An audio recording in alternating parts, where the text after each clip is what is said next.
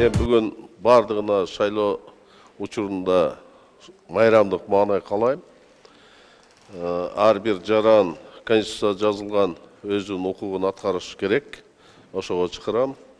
Экинчиден, бүгүнкү шайлоо Кыргызстандын келечегин жакшы жакка алып барган парламент шайлансын, эл жүрөгүндөгүлөр шайлап алсын. Бардығына ийгилик, жакшылык каалайм. Эл тандайт кимди ким утуп чыккан, бирок бардыгына мен ийгилик каалайм. Ошонун ичинде өзүбүзгө да чоң ийгиликтерди каалайм.